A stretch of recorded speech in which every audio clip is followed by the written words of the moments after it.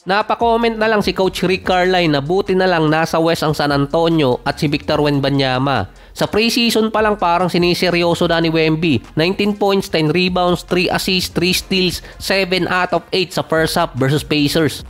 Tumitila po na rin yung mga binabangga sa loob ng paint nitong si Wembanyama. Kakaiba pa doon sa San Antonio, yung 7'5 player nila ang bumabato ng lob pass sa mga 6'5 player. Imbes na si Wemby yung batuhan ng lob pass. Panalo San Antonio 124-108. 27 points, 11 rebounds, 4 assists para kay Wembanyama. Yun nga lang, meron siyang 7 turnover. 4-0 ang San Antonio sa preseason. Kaso, hindi naman counted yon sa stats at record. Kahit bumigat at tumangkad si Wemby, hindi naman nawala yung bilis niya. Wala pa sa San Antonio niyan si De'Aaron Fox at potential return date November. Si Champagnie ang nilagay nilang point guard instead na si Dylan Harper.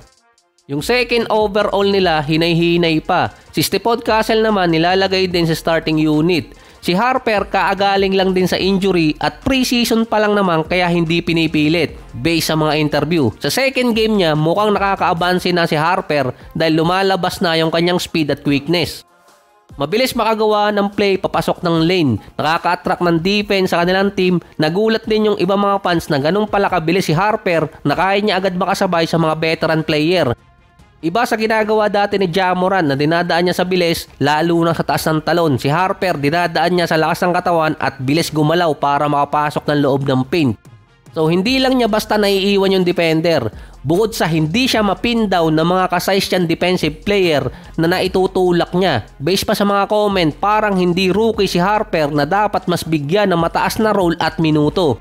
Too good para ilagay si Harper sa second unit. Dapat bigyan ng mas mahabang time kasama si Wembanyama. Sa first preseason game kasi niya, 9 points, 3 assists in 18 minutes versus Jazz. Sa Pacers naman, 11 points, 8 assists, 2 steals in 22 minutes. Kung ikukumpara si Harper sa ibang mga player, mababa yung scoring niya sa ngayon. Pero napansin doon ng mga scout at mga analyst, mature at mataas yung confidence si Harper 2 games pa lang. Hindi naman weak defender din si Harper, isa din siya sa mga bigger guard at isa sa best defender sa mga guards pagdating sa mga rookies. Tinroll naman ng mga fans ang Bucks matapos i-sign sa two-way contract ang batang kapatid ni Giannis na si Alex. Tinawag ng family discount ang naging move ng Milwaukee. At yung iba naman sinasabing ginawa lang ng Bucks yung papirmahin ng kapatid ni Giannis para hindi siya umalis ng Bucks at mawala din ang mga trade rumors dahil binabanggit kasi ngayon sa mga interview. Pinatibay pa yon ang sinabi ni Sham na malinaw na ginagawa ng Bucks ang lahat para maging komportable si Giannis sa team at mawala yung mga trade rumors sa kanya. Nung pre-agency pa kasi, meron na talagang trade rumors kay Giannis pero ang ginawa ng Bucks, sinay nila si Thanasis na kakagaling pa lang sa injury.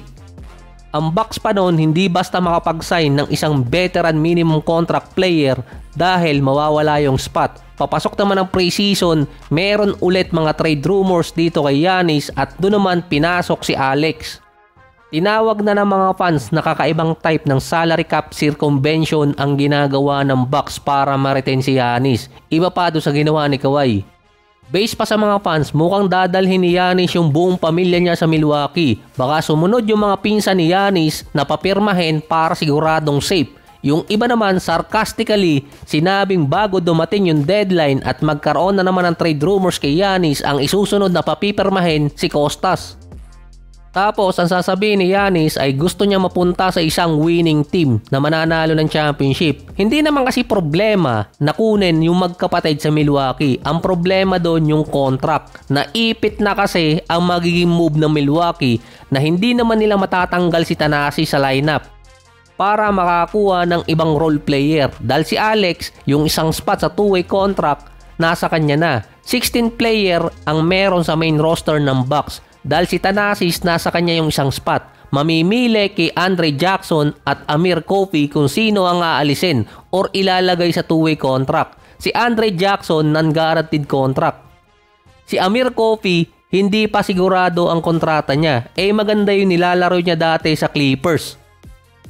May average pa si Amir Coffey na 9 points, 1 rebounds at 2 assists last season sa Clippers. At minsan nagkakaroon ng big game para makakuha ng panalo. Kaso siya rin yung delikado na matanggal dahil training camp contract lang ang meron siya.